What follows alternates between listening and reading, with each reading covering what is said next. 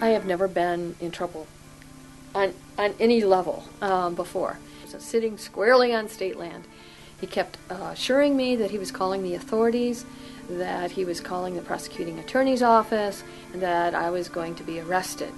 And they said, well, what you think and what is going to happen here are two different things, that Kennecott has authority to work here, and you do not have authority to be here. We are arresting you. Strip search, put on the stripes, given my 2 blankets, my 2 sheets. The scariest part was lockdown, because then when they came in to lock you down at 10 o'clock, every door was slammed. And I mean slammed, click, next door, slam, click. And then when it gets to you and goes slam, click, the matron came in and said, Ms. Pryor, gather up all your belongings, you're out of here. By the time I was walking out the door, they were shouting, "Power to the people!"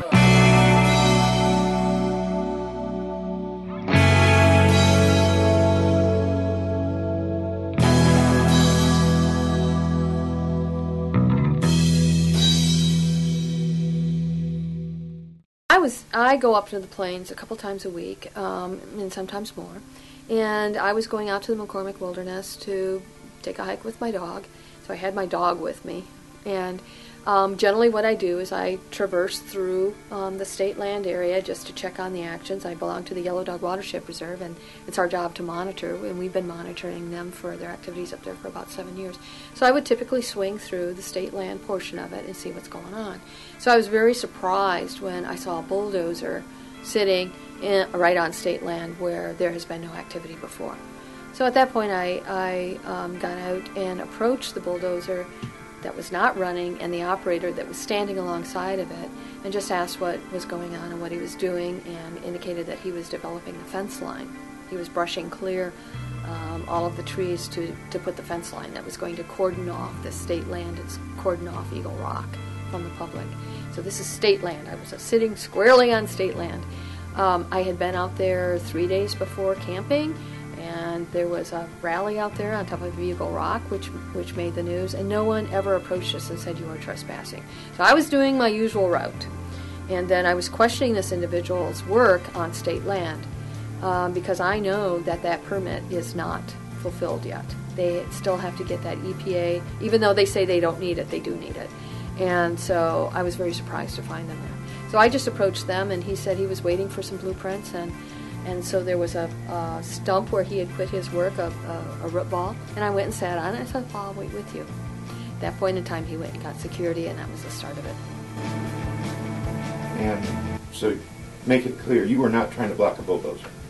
No, I was sitting in front of a bulldozer that was not moving and did not have an operator on it. Okay. And then what happened? And then security came, informed me that I was trespassing, and did I realize I was trespassing? And I said, no, I did not, because I was on state land and I was a citizen. I'm allowed to be on state land. And he indicated that I was, and that he wanted me to leave, and at that point in time I decided I was staying. And then? And then he kept assuring me that he was calling the authorities, that he was calling the prosecuting attorney's office, and that I was going to be arrested. Would I leave? And I said, no, I'm staying. And then the authorities came and they asked me all those same questions. Do you realize that you are trespassing? I said, no, I'm on state land. I'm a citizen. I have a right to be here.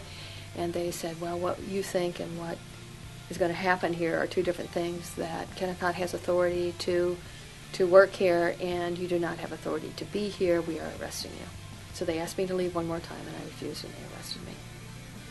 And do you want to talk about anything about what you went through at the jail? Well, jail, I have never been in trouble on any level before. And so for me to be thrown into a holding tank, which is basically a bubble room, which is all glass, and a concrete floor, and bright lights shining down 24/7, and they give you 2 blankets, and you stay there and for 24 hours until you're arraigned and they figure out what's going to happen with you. And so you're sleeping on concrete, or trying to, with the bright lights. People are passing right and left. People are being booked. It's right near all of the booking area. It was just really physically uncomfortable. they don't want to make it a fun place, because I think the first time anyone hits that, they're going to realize they don't want to ever do that experience again. So once I then was arraigned by the judge, he put a bond on me for $1,000 and bail at $100, which is 10%. And I decided not to pay the bail and stay in jail.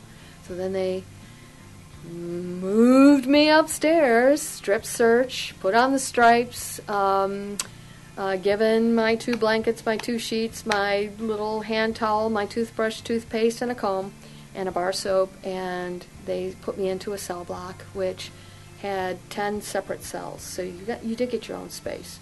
So you got a bunk and a little table with a middle chair, all locked in together, and a combination sink toilet, and the door locks. So, and then that enters into a commons area where they have tables where the 10 women that were there eat and recreate, play cards or talk or listen to the radio or watch TV. And there's a certain prescribed schedule. 5 o'clock, the lights turn on. 6 o'clock, breakfast is served, and everybody has to line up at the door. And it was just that you have to do certain things, of course. And but the scariest part was lockdown, because then when they came in to lock you down at 10 o'clock, every door was slammed. And I mean slammed, click, next door, slam, click. And then when it gets to you and goes slam, click, you know you're not going anywhere. So that was the holding tank first night and just jail the second night. The women were fabulous. At first they were, when I first came in there, a woman asked me, "Have you been to jail before?" And I said, "No." And she showed me everything I needed to do, how you have to special tie the sheets so that it will work under the mattress, and how to get ready for shower, and what you have to do, and when the first thing is going to happen. I mean, they were really very good. Then they asked me what I was in for, and I said, "Trespass." And they go, "Say, what? What are you doing here?" And they said, "Couldn't you bail out? How much was your bail?" And I said, $100, and they're just looking at me like, "You are one crazy woman."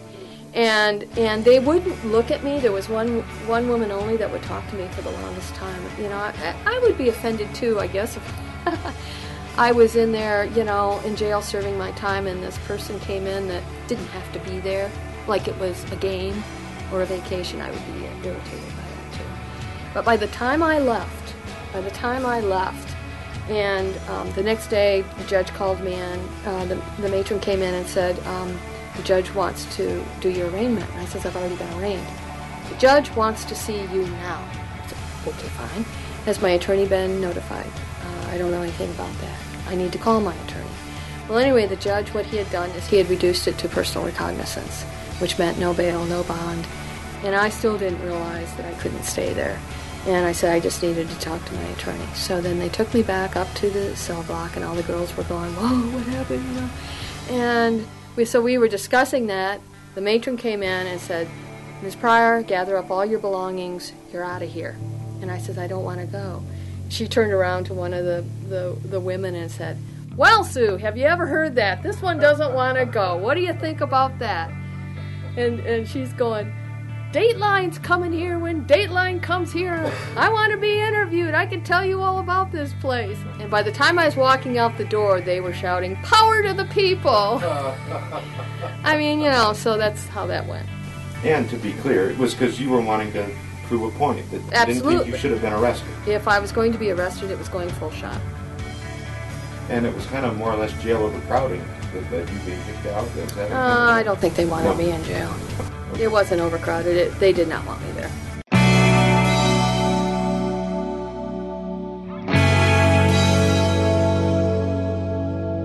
Power to the people! Well, we've demanded a jury. That at this point is what we intend to do.